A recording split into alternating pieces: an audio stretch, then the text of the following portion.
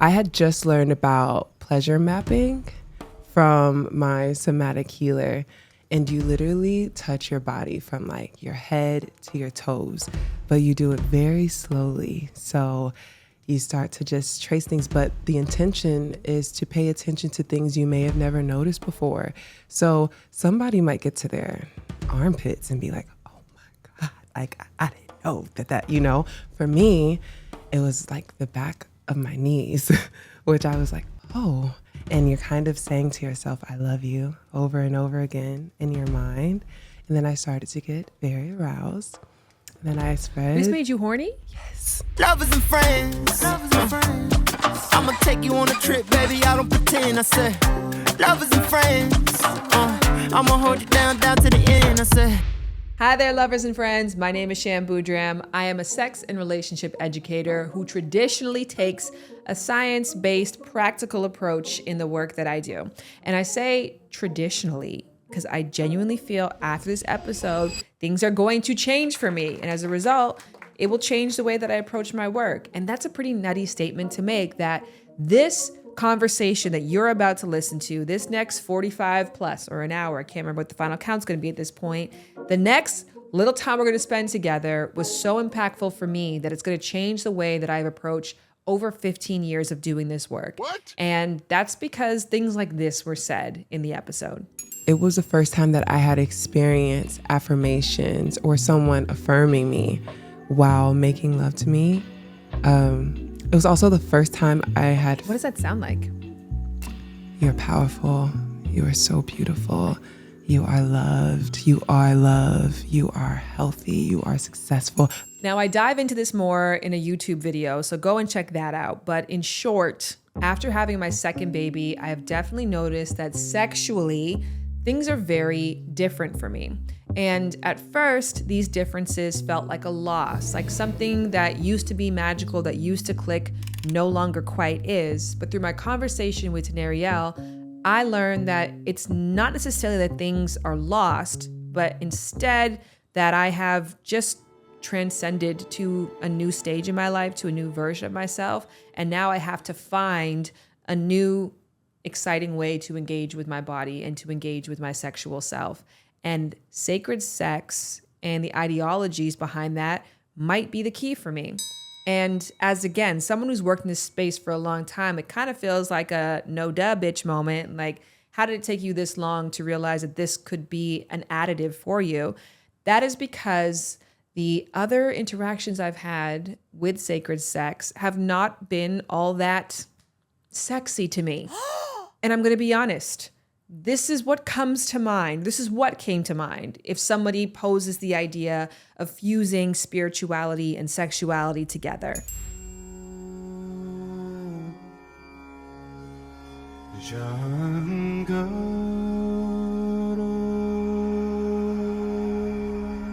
And for those of you who are listening, I just played a clip that's pretty cringy. And I'm sorry to say that I know it's offensive, especially to the people who are in the video, but yeah, lean into it. It's a little crazy looking. It's a little hokey looking. And the visual of that detracted me because I don't want to look crazy and hokey. Furthermore, the experiences I've had with people in this field, they haven't always felt like they were there with me, you know, and it's probably because they're not. They're on a different frequency.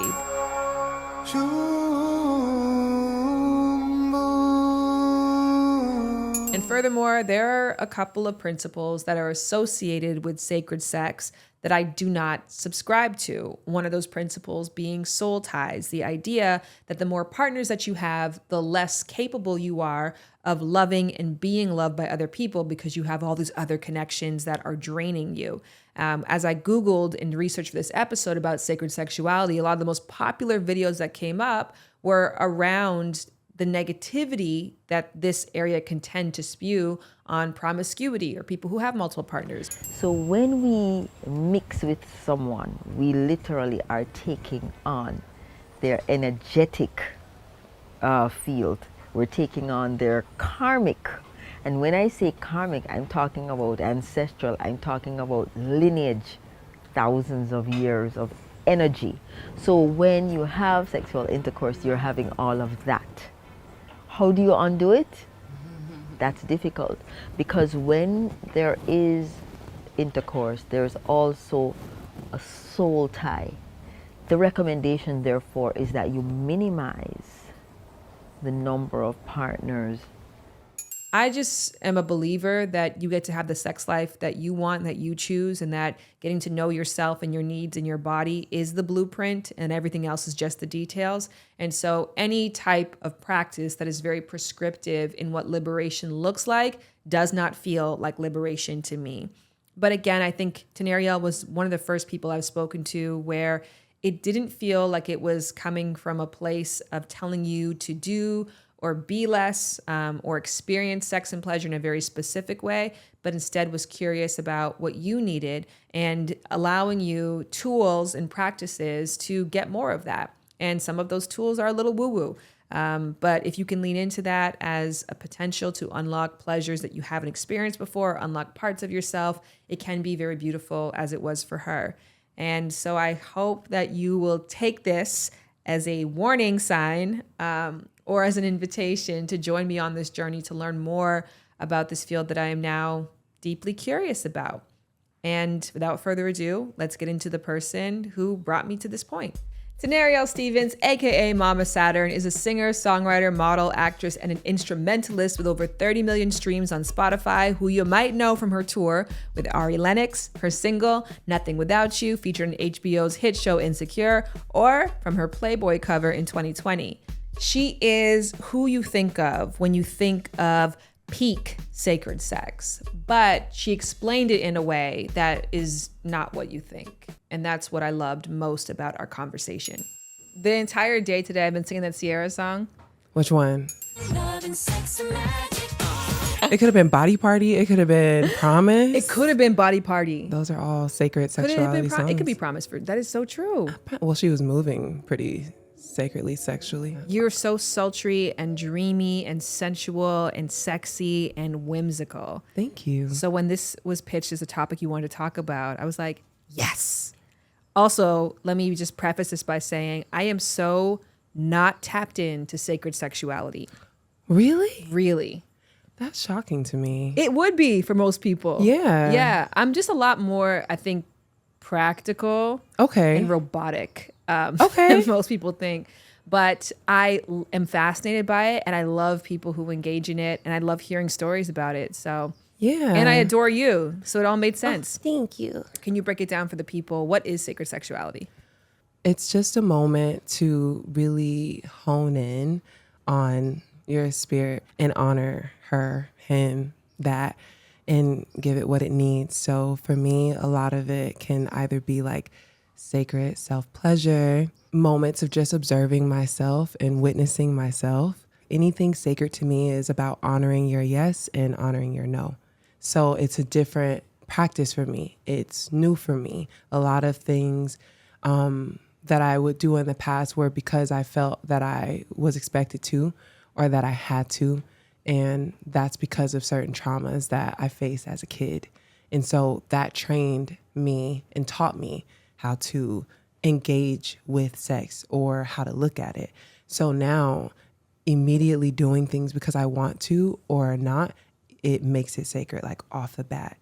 And then there are all like the things that you can kind of add to make it more beautiful, and how people initially think of sacred, I feel like lighting incense and candles, and you got your binaural beats playing and, you know, more energetic work, or however, you know, you practice those things. But yeah.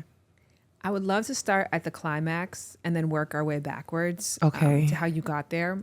So can you share like an incredible sacred sexual experience that you've had? Oh, yes. I had just learned about pleasure mapping from my somatic healer. So pleasure mapping is pretty much like being in a moment, being to yourself, and you literally touch your body from like your head to your toes, but you do it very slowly. So you start to just trace things, but the intention is to pay attention to things you may have never noticed before. So somebody might get to their armpits and be like, oh my God, like I didn't know that, you know, for me, it was like the back of my knees, which I was like, oh. And so now that's becoming a moment. You're going down. I get to my toes. I really like that. And then I started to do some heart womb breathing. So you come up. Well, I'm talking in like I'm teaching it, but this is like my experience. And I touch my heart and my stomach, and you breathe into your stomach, and then you take like a second breath within that breath into your heart. And then I did that for like 5 minutes. What does it sound like? It's like a...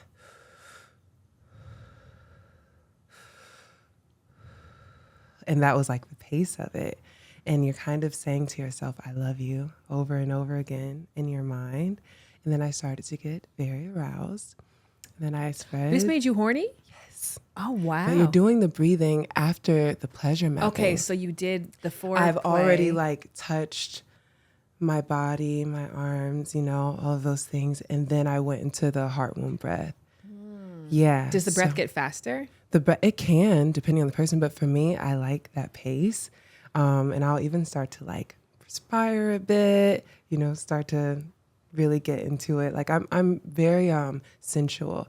So I like to hear things like, so hearing my own breathing turns me on. I don't know if that's self-centered or not. I don't think so. I don't think so like, either. My breath gets me every time.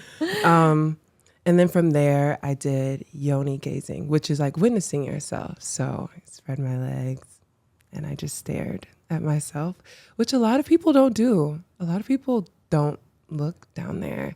And even that becomes something because you're seeing yourself and your, what's the polite word? Your juices, or is that a polite word? Yes. And that would get me more aroused. And then I played, and it was so beautiful because in that it was like, this is a moment for me. And as I was orgasming, I would think about like something I wanted to manifest, and that made me like come even harder. And it was beautiful. And this is just hands, just fingers, just your Just body me. on your body. Yeah, you know, I'm not very crazy about penetration, like penetrative toys. I've tried. I have like a crystal, like an amethyst one that I've used like twice, but that was more so intentional, like for a healing, like a specific practice. But I really prefer like the girls. They do what they need to do for me.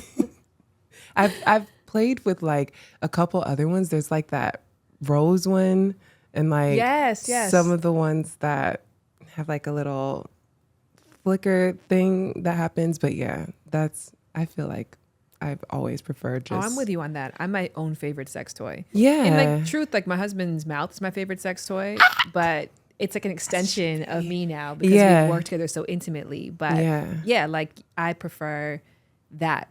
Okay, I'm glad you get me. Yeah, some people, and it's no judgment, but some people have like a whole trunk of like their own favorite gadgets and stuff like that. And to me, it just makes it like so complex. Shit, I got a whole storage area. So I'm part of stuff. that. Like, yeah, I'm like, about abundance. I like to have options in toys, but I'm like, for my tried, tested, and favorite experiences. And to be honest, those are more the novelty things. Yeah. Like some people might do hands and touches, like the novelty thing. Like, let me do this. Like, let me try this again. Yeah. It's kind of old school. Like, feels like a high school shout out. Yeah. I need to get more into like maybe adding some stuff, just like you said, for the options, like just to see what else is out there. I don't really have much like knowledge about a lot of like I see a bunch of the different things and I'm like, that looks like it hurts. That looks like this. What is that even doing?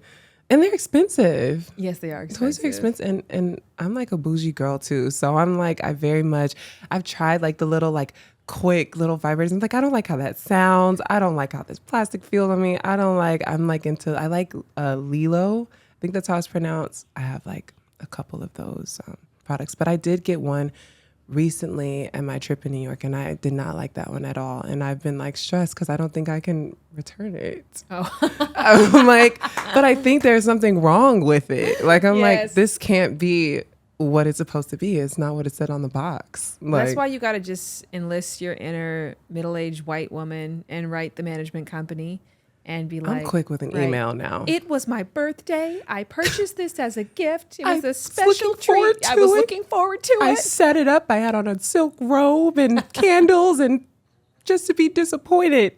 Maybe I'll do an email. It's literally still sitting there. And we'll let the people know if I get a refund on my money or not, too. Okay, good. To be continued. To be continued.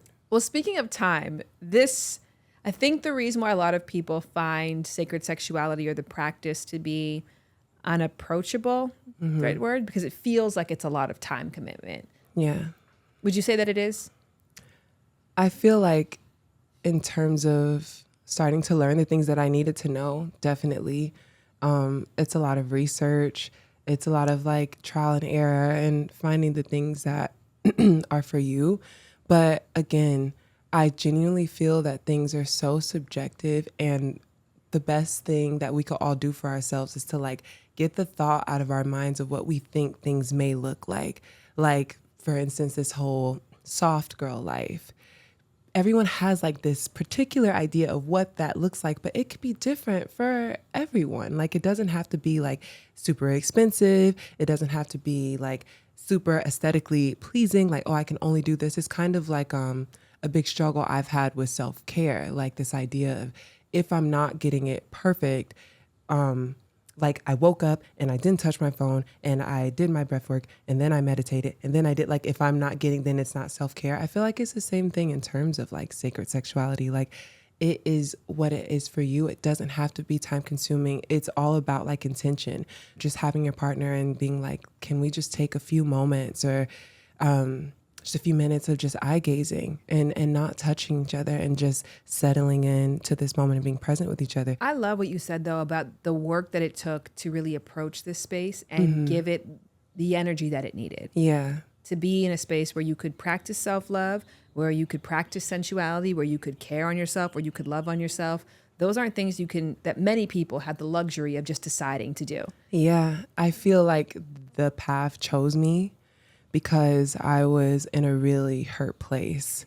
And it was heartbreaking. Like, I remember being in a space where I thought like I would never have sex again. Because I was just always so like, I started getting really sensitive to touch. I started getting To the point that it was painful? Yes, like physically, on a physical level, I started to feel nauseous. I started to feel, it was like all of these experiences started to build up in me, and my body was like shutting down to it all, because I had numbed things for so long. And when you get to a space like that, I feel, for me as a woman, I felt like, well, this is a huge part of our role, like how they paint it as a woman. So if I don't have this and I don't have anything, I was super depressed about it. It was hard to speak about because in this world, that's all anyone ever talks about, right? It's like what they're doing and who they're doing it with and what they're doing. And, you know, and I'm just sitting here like, I would rather not. And I'm in my 20s, my early 20s at the time. And I'm just like, I'm broken. Something is wrong. I didn't realize I was on autopilot. Was doing a lot of things that I would have rather not done, that I didn't want to do. I didn't care to. I just thought that I had to. Even something as simple as like sending nudes. Like with my partner that I'm with now, it was so funny. I was like, you know, I feel like this is one of the first times I've actually like sent a nude because I wanted to. I felt good and wanted to show you like, wow, look at me. As opposed to, I have to do this so this person will like me. They're expecting this. Oh, they're not texting me back. Let me get their attention again. Like just being taught to chase and kind of get attention in the wrong way. So in terms of sacred sexuality, it was something that chose me. It was like my saving grace.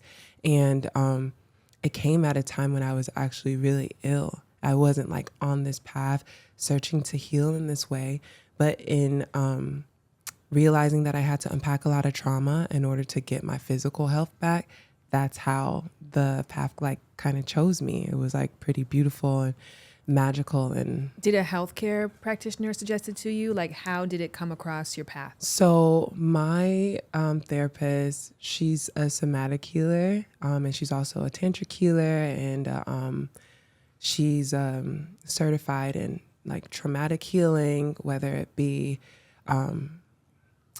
trauma healing by like yoga or certain things of that nature. So I kind of just got like this beautiful package of a person, and I was kind of here for the other things, and everything else just started to take form by the middle of us healing it all. You start to realize how tied together everything is. And so in moments like the heart womb breathing, initially that wasn't a sexual practice.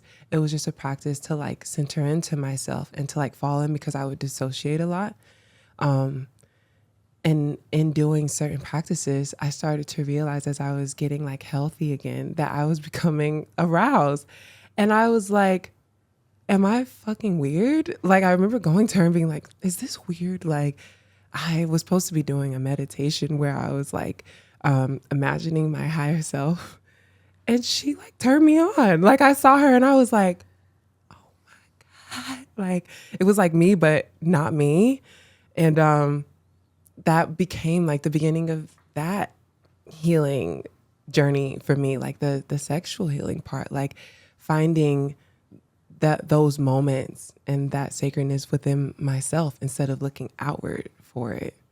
You're the second person on the podcast to tell the story of masturbating to yourself and the vision. I'm masturbating and I'm not thinking about other people. I'm thinking about the success and the art that I'm going to be creating. And it turns me on so much. But I'm like, whoa. And I see the future vision of myself. And I'm like, wow, she's so beautiful and sexy and interesting. And the art, the possibilities, I could go here and here and here.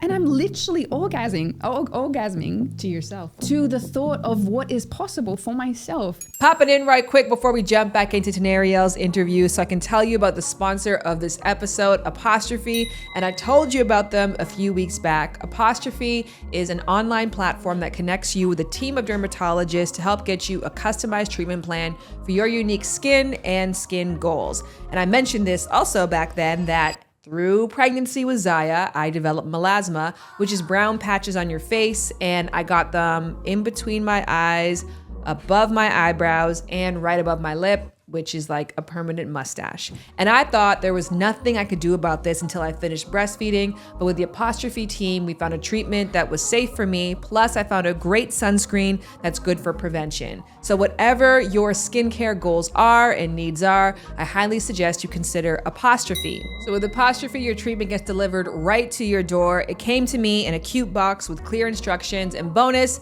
it had some really fun stickers. Through Apostrophe, you can get access to oral and topical medications that use clinically proven ingredients to help clear acne and manage other skin conditions. Simply fill out an online consultation about your medical history, share your skin goals, snap a few selfies, and then a board-certified dermatologist will review in order to create your customized treatment plan. Now, here is where the fun starts. We have an offer just for our audience. Ooh, right in time, Ryu. This is the best part. Are you ready? Get your first visit for only $5 at apostrophe.com/lovers when you use our code LOVERS. That's a savings of $15, right? This code is only available to our listeners, baby. To get started, go to apostrophe.com/lovers and click begin visit. Then use our code LOVERS at sign up and you'll get your first visit for only $5. Are you impressed? Thank you to Apostrophe for sponsoring this episode. Bye, Ryu. I love you. This timeline is interesting to me because we've been connected through 6 degrees of separation for a long time now when I reflect on it. So I know 2 people who've been madly in love with you. And I also know of your music, of course. And so when I heard the year 2019, that kind of struck me because I'm like, no, Tanerelle has been sexually liberated. She's been in Playboy. She has been in charge of her body and sharing her body in a way that felt really empowering before the pandemic. But it sounds like your actual sexual awakening came through the pandemic and now thereafter. Yeah. So what was it before and what is it now? Before, I was trying to find power within my sexuality. I was trying to find it through the photos I was taking. I remember me and my mom going back and forth so much over like the pictures I would take. Like, I don't know. And I'm just like, Mom, like, this is my me standing in my power. Like I'm liberated. Like we don't have to be who society tells us we have to be. Like kind of like a fake it till you make it type situation. And in terms of my music, I would find so much like catharsis in being that girl. So when I listen back to those songs and especially in a time when I didn't feel really grounded in that, like I listened to those songs and I have so many people tell me like, I found myself to your music, or I've grieved to your music, or me and my partner like have the best sex to your music. I'm like, well, that's nice. Must be nice, you know, because here I am like struggling with self-image and self-esteem and insecurities that I've had since I was a kid. So I think those were just words just flowing through that were true to me and true to my higher self. I just had to find it and find her. And it's still like daily work for sure, but I am like 100 trillion% like a different. I'm not even a girl anymore. Like I'm a woman. I do see myself as like a young woman now. So that was her kind of like, this is who I want to be. And now it's like who I've become through the journey. What was sex like during that fake it till you make it time? Did your body know that it was fake? I was in a partnership at that time, like my first real kind of partnership. So it was just very much like, I loved him very much as like how a young girl could love somebody. But it was definitely that idea, like you do what you're like, what you have to do for your partner, whatever your partner likes, you like, whatever, your partner wants, then you want. It was very much still stuck in that trauma stage of like, this is what my experiences as a kid taught me about these things. And so if you want someone to love you, then and you love them, then you give them what they want. And looking back on it, I used to feel a lot of shame, but that's not fair to her. And now I feel like a lot of grace and compassion. And I just, whenever I think about her, I just like hug her, you know, and tell her like, it's okay. You know, you're just living and you're just learning. And I do feel like I wish at that time that I was in a headspace to be more intentional with my partner as well. Because like, that's the thing, it changes everything to be able to say yes or to say no. And to be able to give your all because you want to, and to be able to do it because you genuinely feel it and you feel beautiful and you feel sexy. I feel like that's the best way to love on your partner. Like you love yourself first and then they come second. If I'm putting you first, then there's no way you're getting the best version of me. So Well, it's not really you. Yeah, it's not even me. It's who I think I have to be. Do you subscribe to the fake it till you make it philosophy? I feel like, you know, it's so funny. When I was in college, I had this friend and we would always be like, next time on Fake It Till You Make It. Because we were like, we're going to have a reality show. Because it was just felt very much like how Los Angeles was. I feel like in certain circumstances, yes, but not so much like the fake it till you make it way. I'm very big in like manifesting. I'm very much into like feeling is a secret, you know, centering into yourself and being like, this is my life in order for it to be your life. And so in terms of that, yes, I feel like, you know, if you sit around saying you're broke all day, you're going to be broke. So in my mind, it's like if you sit and you're like, I'm wealthy, I'm abundant, I'm taken care of, I'm sexy, I'm beautiful, you will over time like become those things. You'll wake up one day and be like, oh shit. I have a voice memo and I still haven't listened to it, but I recorded it during that time as my future self, talking to myself like, everything worked out, you healed, you got better, because like I just had to talk to myself that way or I didn't know I was gonna make it. I love you, Tanerelle. Coming from Tanerelle, you are special, girl. You are beautiful. You are loved and you deserve love. It's not easy. It is not easy. But you're doing it because you know that you got this, and you got you, and God got you, and the universe got you. You're fine, mama.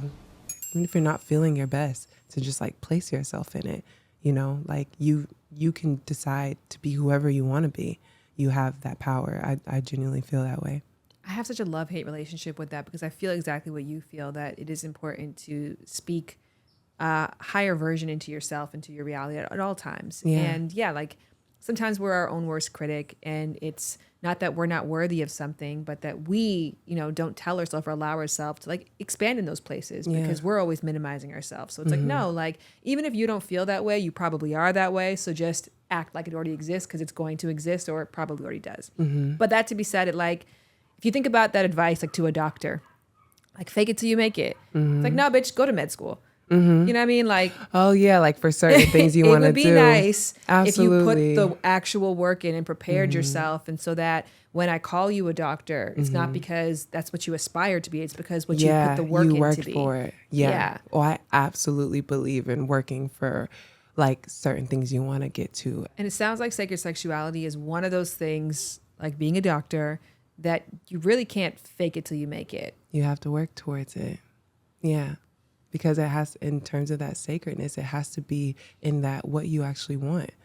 So yeah, I'm not gonna like be intimate with someone and go like, oh, maybe one day I'll wake up and actually want to do this or be with this person. It's like, you gotta want it. Or even in terms of like doing those practices with yourself, it does take work, and it definitely does take time, and it's not always easy. Even once you find the practice, sometimes you'll find a lot of the challenges doing the practice. A lot of us are so busy and like consumed in like things that we're going through, or things that people we love are going through, or like hustle, hustle, hustle. And, but I need to get this, or I need to do that. How could I possibly find time to like genuinely take this moment to be here intentionally with my partner without trying to rush it so I can be on my way? Because the world can make you feel like that comes last always. So that is definitely like a challenge for sure. I think it's an important lesson too, because these things can seem topical. Like self-care can seem topical. Like take a bath, right? Like do a face mask. Put on this, and then do you get this. that. But it's like taking a bath has no meaning to it if you haven't There's no intention. If there's no intention. Yeah. And the only way you get intention is by figuring out what you're like and what you really like and what you don't like. Like doing that work to discover who you are, to make your yeses yeses and your noes noes. Yeah. That isn't something that you can just put on. And that's what makes it sacred to me. That the intention behind everything, like whatever it is you're doing, that is what makes it sacred. So if we were to talk about some of you've done the work, you've enlisted the help of an expert who you deeply trust, who you have a long-term relationship with, and you've invited into your life in a meaningful way that's expanded your pleasure potential and your potential for self-expression in ways you never imagined. Yeah. So we probably can't cover off on that in this podcast. It's a lot. So if we got to the topical part of it, when you got to the other side, what are some of the things that started making sex fun again? Some of the things that, you know what? This is going to sound, I hope this doesn't sound like, it doesn't matter. I'm working on not disclaiming myself, by the way. Oh, good for you. Thanks. I don't know why that's such a huge thing. Saying what I like and what I don't like, first of all, because I used to be so scared. If something didn't feel good, I didn't want to kind of like deflate someone's ego. So I would just like go along for like the ride and just be like, oh yeah. Now being like, to actually take the time to be like, oh no, I don't, maybe like this, maybe try this like that. That made things very fun for me, because also if someone can like take direction well, for some reason that really just, I don't know if it's like a communication thing and just like a huge mental thing for me, but you're just like, yes, that's it. Good job. You know, I don't know what that is, but that made things more fun for me. Going to like sex stores together and just Even if it's just looking at stuff together. Is it mostly like sacred sex tools? Like, do you feel like there is a relationship between the things and the intention, or the intention is there and then the things are whatever you want it to be? Like, I'm glad we get to talk about this today because like I feel like there's a thing just like spirituality here in LA. Like you could say something and then there's a look to it, but it is all about the intention behind it, because people can like look like anything and it can be hitting for nothing. Like I definitely feel like it's just more about the intention. I don't know if even in that it sounds like less interesting than people may think that it is, because they may think that it's all these like bells and whistles. But for me, it's not all that stuff. I've had this experience recently with my therapist where she asked to hold me and I was like, And she said, I'm going to need a verbal yes of consent from you. And I just lost it, because you don't realize how many times in your life you don't actually say yes. You just kind of like are going along with emotions and going with the flow. So all that to say, like it still is very much a practice for me, even in that. So the most sacred part for me is saying yes. I have to choose myself first, and I never did that. So this is a huge thing for me at this point in my life. It's very new for me, and sometimes it's nauseating, like choosing yourself and then being like, what did I say? What did I do? Should I go back and What does this mean? Yeah. Never mind. You actually can, but I'm happy for it. And these hard choices and the hard work that you've done have led you to your healthiest relationship yet. Yeah. That you're currently in. Yeah, it's very positive. And to end things off, I feel like when we talked about sex for you, that was completely sacred. You were like, oh, solo experience or... So do you have a partnered story that you want to end things off with? I do have a partnered story. It felt like you did. I didn't want to press and be a perv, but I felt it. It's a story from the past, but it was at the beginning of this healing. It was just full of consent, which I don't even know what that means. Just a lot of yeses. Yes, this is okay. Yes, that's okay. And it was the first time that I had experienced affirmations or someone affirming me while making love to me. It was also the first time I had... What does that sound like? You're powerful. You are so beautiful. You are loved. You are love. You are healthy. You are successful. Like literally just affirming me. Thank you. I'm so grateful for this moment. It literally felt like just spirals. Just everything was just like unlocking, which is, it's actually funny that I do that because I think that's how our chakras churn. That's what it felt like. I just felt completely elevated and lifted off of this planet. And that set the standard for me. I asked Tanerelle at the end of our interview, what is the best compliment that she has ever gotten from somebody after having sex with them? And she shared with me off camera, so I will not share with you here, but I will say that the Yelp reviews are good. And I want to issue a similar 5-star, hands down, 10 toes deep. Wow, that was amazing review for Tanerelle, who I just think is such a joy. And fun fact, that was our first time ever meeting when she came on the interview for the podcast. She is also connected with Kevin, who you might know from my other content. He does my makeup. He's my friend. But Kevin came that day as well because he did her makeup for Lovers and Friends. That's why she looks so fantastic. I mean, she looked fantastic because she looks fantastic, but Kevin gave an extra little on top.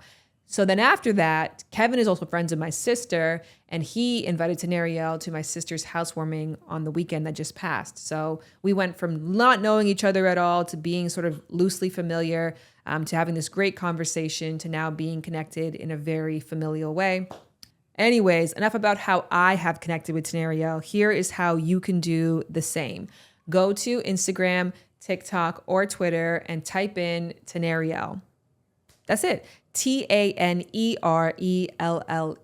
And you can follow her journey. She has beautiful content, artistic and sensual and just delicious. So find those links in the show notes. And we're going to keep going because I really wanted to finish this episode out by just asking some plain old stupid questions, some sacred sex for dummies questions, because that's where I'm at right now. And in case any of you are similarly intrigued but not yet knowledgeable, this is for you too. What up, Shan? My name is Brenden Durell. I wear many hats, and today it's going to be the sacred sex, the intimacy of what a deep connection could look like while lovemaking. But other than that, I work with men in emotional health, men's mental health. I dabble in Tantra. I'm a lifelong student. Breathwork, cacao, many hats that I wear. But my favorite thing is being human, and that's why I'm here. Well, you're also here because you're my friend and you are somebody that I deeply trust as an expert in this space who I have learned a lot from you really through touch and go points, almost your Instagram stories, brief moments that we've had together at the gym. I mean, obviously, as time has gone on, we've got to spend more intimate time together. But I think this is my first time really asking you about the work that you do. So let's start with the basics. What is sacred sex? When I think of sacred sex, I think of just a very deep, intentional, safe space to have mind-blowing sex, to have godly type of sex, to have this thing where it's like, I'm going to touch the face of God with this other person. If you believe in God or a higher power, whatever it is, doesn't matter. But it's this thing it's very intentional, very, very, very intentional. That feels heady. And I think a lot of the times when we talk about sacred sexuality, it can feel very heady, it can feel very abstract. Right? Is there like just like bare bones, Coles? Is there a sacred sex for dummies definition that you can share with me? Yeah, so I would say if there was a sacred sex for dummies definition, it's a deep curiosity. A deep curiosity with no end goal. And I know that's very tough for somebody who is a thinker to be like, I can't be curious for my whole life without an answer. You know, somebody like you specifically, I can't keep being curious without this thing at the end.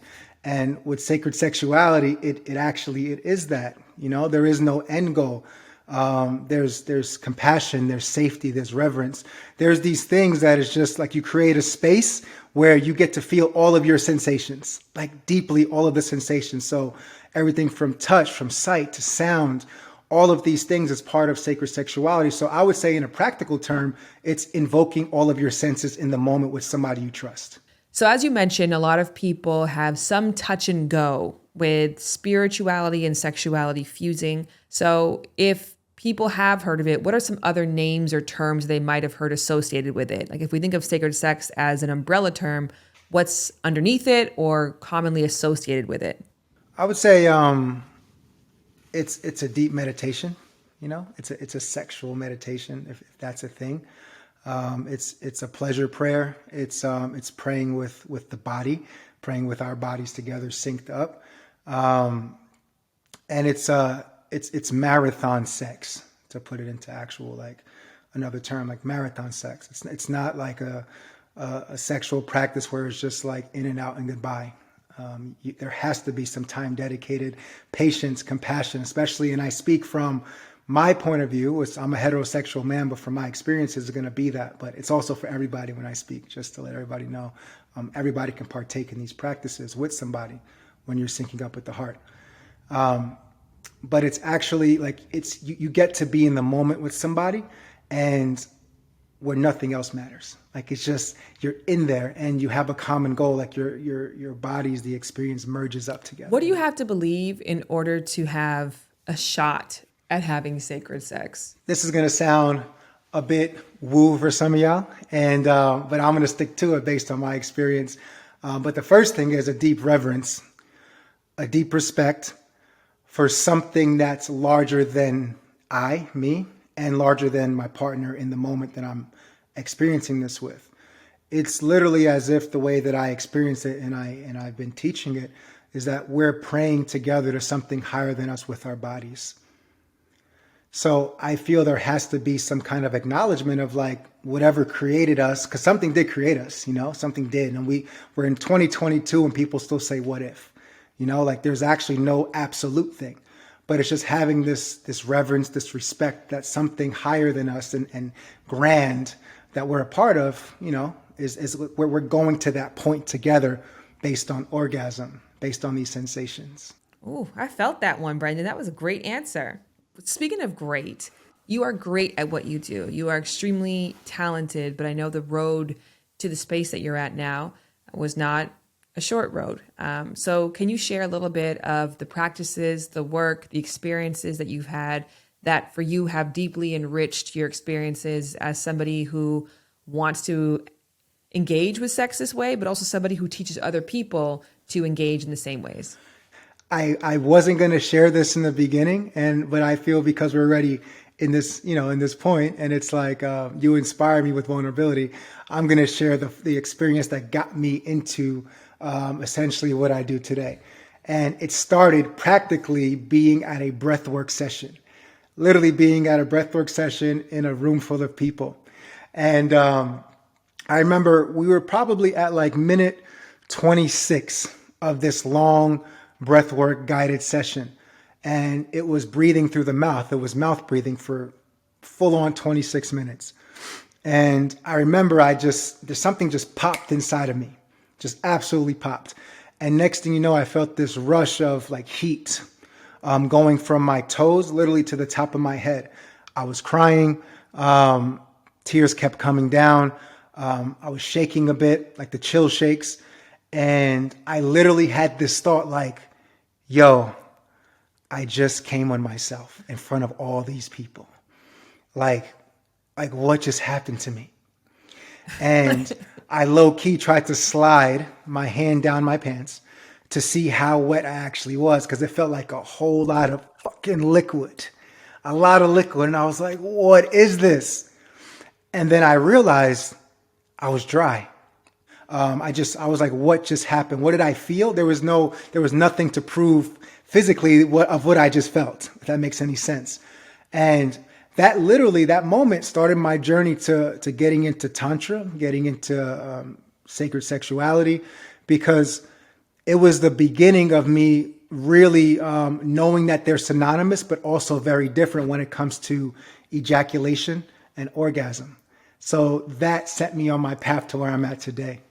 I think that you have a very fresh and approachable way of talking about this. And I think that's a genuine gift, because this space can often feel very unapproachable. But when you talk about it and you describe it, it's like, oh, this feels like everybody can find an in point to this. So what do you think are some of the biggest misconceptions around sacred sex that makes it feel like this is for some people, not for all people? I would say it's that you have to come in on a white horse, like holy and clean, metaphorically clean, that you have to come into the space like a saint or an angel. And it's actually not like that.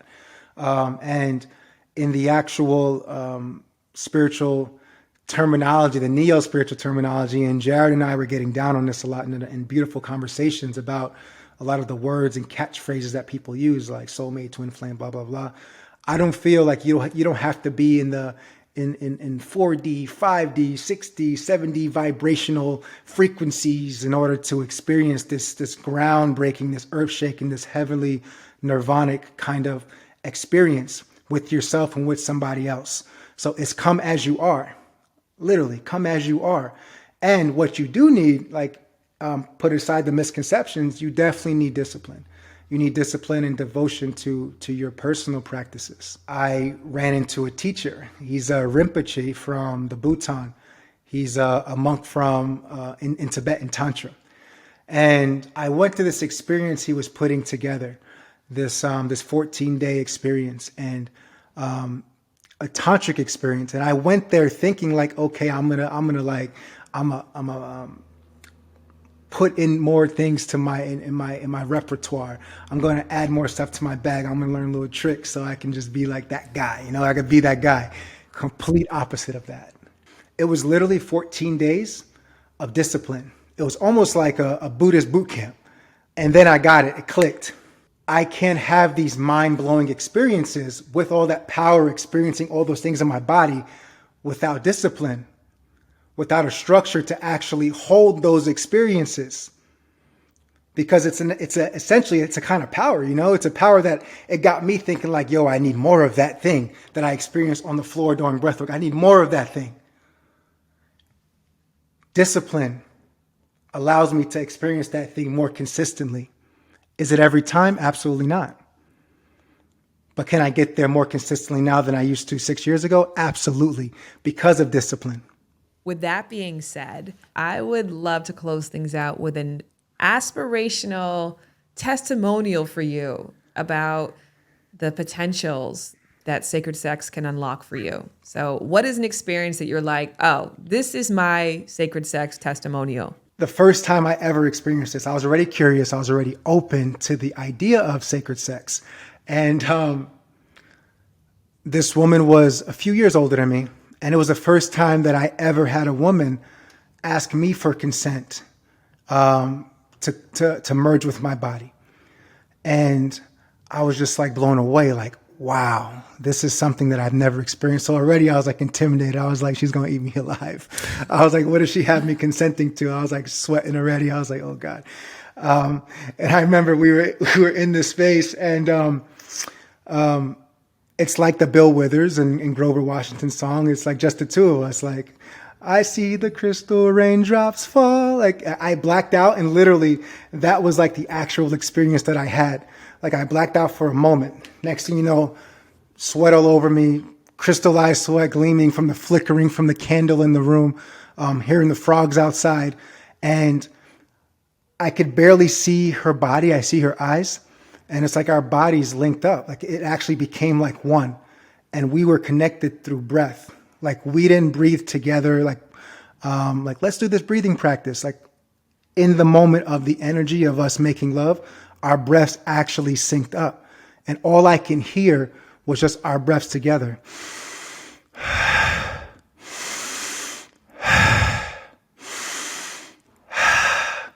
And I remember I wasn't even penetrating at this point. I was just inside of her, and we were just breathing, and she was orgasming in the moment. She was orgasming, and I was feeling this rush of heat and energy going up my back, my spine, top of my head, and like my eyes were rolling back, and I was like, what is this? And then this voice came in my mind, was like, you're touching the face of God. You're praying together. And I was like, God damn.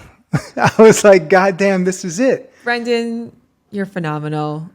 And I want to share you with the world. And I know that people are dying to find out ways to engage with you in a more deeper, meaningful way. Two words that I think really just beautifully describe the work that you do. So how do people find you? You can find me on the gram at Brenden Durell. When you come there, you can click the link in my profile and just get on my email list. Like, I share things about tantra, sexuality, all things mental health. And also I do a lot of conservation work. I bring groups of people into the Amazon rainforest, which also Jared's meant to come at some point when the baby gets a little older. I bring people in the jungle to get off the grid and experience. To me, it's the most tantric experience. So come over, and also, like, you'll see my memes, you'll see my things that I share. Like, I'm a wild card. So this brings us to the show close. And before we close out, I want to read some reviews that I've gotten on the podcast.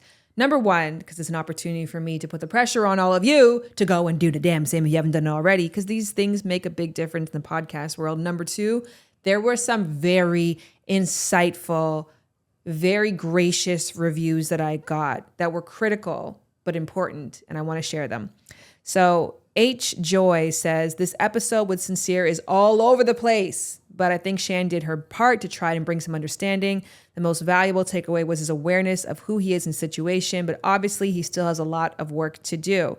Beauty MD 516 said, this is by far my favorite podcast. Thank you so much. But I will say that the two therapy-ish episodes are my least favorite. I especially was not a fan of the one with Sincere. I fought the urge to turn it off many times. Again, to clarify, I love your podcast. I appreciate your podcast points of view. And I feel as though there's an opportunity for growth. And someone else said that Minolta said, I found this episode quite interesting. I could hear so much pain in his voice. I think this podcast was the first step in people listening to him and getting more healing. It was insightful and informative. But they gave 4 stars because there's something to be said about the fact that this wasn't my strongest work. And I acknowledge that because I'm not a therapist. And my gift is in making conversations around sex, love, and relationships that feel inaccessible a little bit more comfortable. That doesn't mean that I should be treading the line of going through very traumatic or heavy topics or navigating those with people who have not yet enlisted the help of a licensed professional so that they can present those in a much more clear way. It puts the burden of responsibility on me in a way that I am not equipped for, and on you as a listener to try to figure out a meaning in the message, which you didn't sign up for. I mean, that's not what this relationship dynamic is about. My goal here is to create a clear pathway for you to have jump off points to improve your sex, love, and relationship life. Not to be prescriptive, but again, like at the end of the episodes, you should be like, this was about this. Here's where I differed. Here's where I felt some ahas. And here's some questions I have. And you know what? These are the people that I want to go talk to next. Like those are the things that I want. I don't know why I'm getting an accent. Those are the things that I want for you to have at the end of episodes. I want for you to have that clarity and engaging in work with people who are not yet clear just isn't going to get us there. And I had a lot of ahas from that for many different reasons, but thank you all for being gracious and going through that. And we'll keep doing that. Not to say that's going to be perfect, especially now that we're moving into this new territory of the unknown, this world of sacred sex. Next week's episode is about dating in your 20s, so we're not like rebranding or anything like that, but nonetheless, this definitely is something that I am fascinated on, and I hope that my fascination turns to positive results. I think in the past, as I've tried to dabble into sacred sexuality, I actually took a course on the chakra unlockings years ago when I first moved to LA, and we drove 2 hours out to Redwood to take this course. And when I tell you guys, we knocked on the door and a man in his mid to late 40s in a loincloth holding sage opened the door, and I was like, check please. So maybe mentally I was already not on the right wavelength, but the rest of the course was just so cringy and boring. So I hope that I'm going to cleanse my palate. I'm going to erase all the experiences I've had in this space that have led me to appreciate it for others, but definitely not be interested in it for myself. I'm going to cleanse all that and give it a fresh try and see if this is something that could unlock new potentials for me. And I want to see if this can help to lubricate that understanding. And I hope this podcast has helped to lubricate yours. And we'll end on that note. Talk next week. Bye. Lovers and friends. I'ma take you on a trip, baby. I don't pretend. I say, lovers and friends. I'ma hold you down to the end. I say.